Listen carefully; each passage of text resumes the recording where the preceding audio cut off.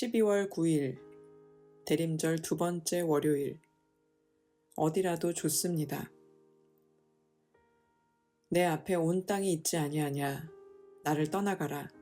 내가 좌하면 나는 우하고 내가 우하면 나는 좌하리라. 창세기 13장 9절 말씀. 우리는 하나님이 아브라함을 복의 근원으로 부르시는 장면을 잘 알고 있습니다. 어느 날 아브라함을 찾아오신 하나님은 너는 너의 고향과 친척과 아버지의 집을 떠나 내가 내게 보여줄 땅으로 가라 라고 말씀하십니다. 아브라함의 나이 75일 때입니다.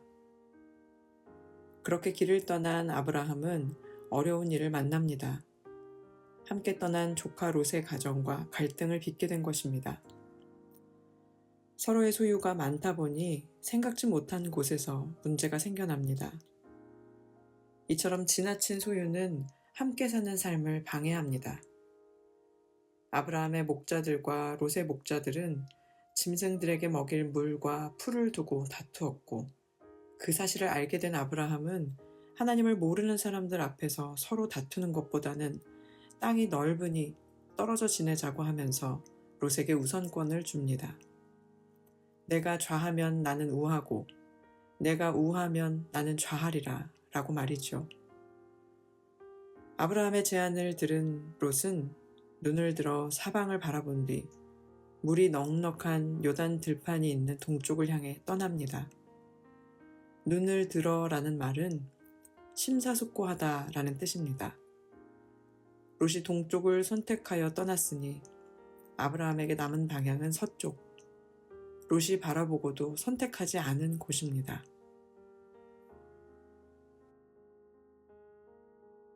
아브라함? 아니 나중에 이름을 개명하니 아직은 아브라함이 맞겠네요. 아브라함은 75세 되던 때에 자기의 고향을 떠나라는 하나님의 음성을 듣게 됩니다. 물론 당시의 75세와 지금의 75세를 동일시하여 비교할 수 없겠으나 젊은 나이가 아니라는 것은 분명합니다. 이건 근거 없는 말씀인데요. 오늘의 저의 나이와 비슷한 때가 아닐까 그런 생각이 들었습니다. 딱히 본토 친척 아비집이라고 할 만한 것은 없으나 저 역시 태어나서 줄곧 서울이라는 대도시에 살았기 때문에 막상 여기에 삶을 접고 어디로 가야 한다는 말씀을 들었다면 선뜻 대답하지 못할 수도 있겠다는 생각을 해보았습니다. 여기에 삶을 정리하면 가져갈 것도 마땅치가 않은데다가 그것도 너무나 생소한 지역, 미지의 지역, 이 나이에 가서 새로운 땅을 개척하라는 것이 무척이나 부담스러울 것만 같습니다. 아브라함과 같은 의로운 삶을 살아야 한다고 수없이 들었고 믿음으로 살아야 한다고 그렇게 이야기 들었지만 정작 이것이 나의 삶에 적용되는가 하는 것은 쉽지 않은 결단이 따르게 됩니다.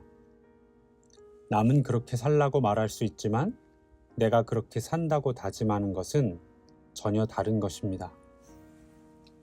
창세기 12장 후반절 상황을 보면 그런 결정을 하지 못하는 저의 마음이 더욱 이해되실지도 모르겠습니다. 그 땅은 풍요를 약속하지 않았습니다. 심지어 기근이 심하게 있었습니다. 그래서 아브람과 그 가족은 그 약속의 땅을 쉽게 잠정적으로 포기하고 이집트로 피신합니다.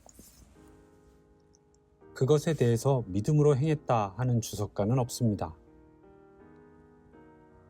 또한 우리가 소위 믿음으로 그 결단을 내린 아브라함이 그 다음 이어지는 행동은 우왕좌왕 그 자체이고 혀를 차게 만드는 실수도 범합니다. 아브라함의 처음 등장도 이렇게 불완전했습니다. 하지만 그는 이집트와 네게부 그리고 베델에 이르기까지 열심히 살았던 것 같습니다. 아이러니하게 자신의 치명적인 실수의 결과로 바로가 하사한 재물이 종잣돈이 되었을지 모르겠습니다. 아브라함은 가축과 금과 은이 풍부했다고 성경은 이야기합니다. 그리고 자신을 따라온 조카 롯도 그러했던 모양입니다. 이제 헤어져야 할 결심을 할 때가 이르렀습니다. 무리가 커서 아브라함과 롯은 같이 살 수 없었기 때문입니다. 아브라함은 그 결정권을 조카 롯에게 양보합니다. 그리고 조카 롯은 당시의 신세대답게 지극히 자신에게 유리한 선택을 주저없이 합니다. 아브라함에게는 또 다른 시작이 펼쳐지는 것입니다. 마치 하란을 떠나야 했을 때처럼 실상 여러 가지 재반 상황은 조금 다르지만 중요한 것은 그리고 달라지지 않는 것은 아브라함이 직면한 모든 것이 불확실하다는 것입니다. 사랑하는 여러분, 아브라함은 부족한 사람입니다. 그의 성정도 완전치 않습니다. 그러나 그가 지금까지 믿음의 아버지라 불려지는 것은 결국 열국의 아비로 이끄시는 하나님을 자신의 실수와 욕심과 난처함, 그 모든 것과 상관없이, 아니 그것을 뛰어넘어 막막하고 불확실한 순간에 더욱 빛나게 하나님을 신뢰했다는 사실입니다. 롯이 선택한 소돔과 고모라가 멸망한 것은 아브라함의 행운이 아닙니다.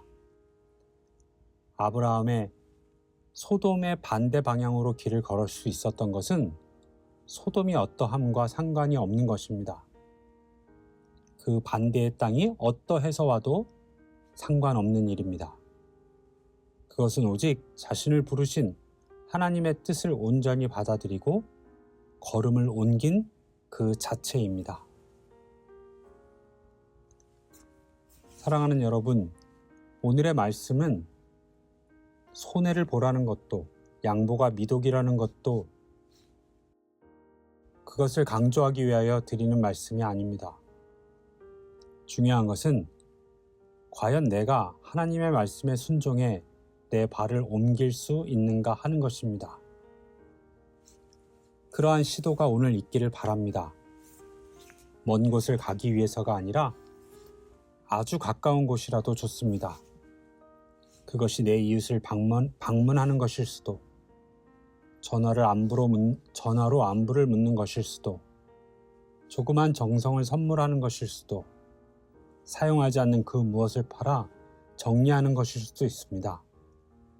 익숙한 것에서 불편해지라는 것이라 할지라도 그 뜻이 분명하다는 마음의 음성을 들었을 때에 눈을 들어 우리의 발이 움직여 하는 곳으로 이동해 보는 저와 여러분이 되기를 소망합니다. 어쩌면 동방박사 세 사람도 불현듯 그 음성을 듣고 그 멀고 귀찮은 여행을 했을는지 모르겠습니다. 그러나 그들이 그러했기에 그들은 예수님의 탄생 후 처음 예수님을 경배한 위대한 이방인들로 2000년이 지난 지금도 기억되고 있습니다. 기도하겠습니다.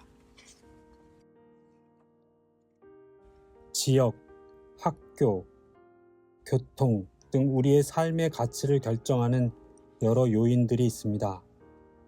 그러나 주님, 우리에게 바른 믿음을 주셔서 주님과 함께하는 그곳을 최선의 땅으로 여기게 하소서.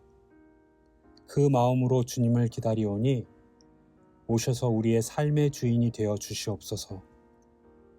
예수님의 이름으로 기도합니다. 아멘.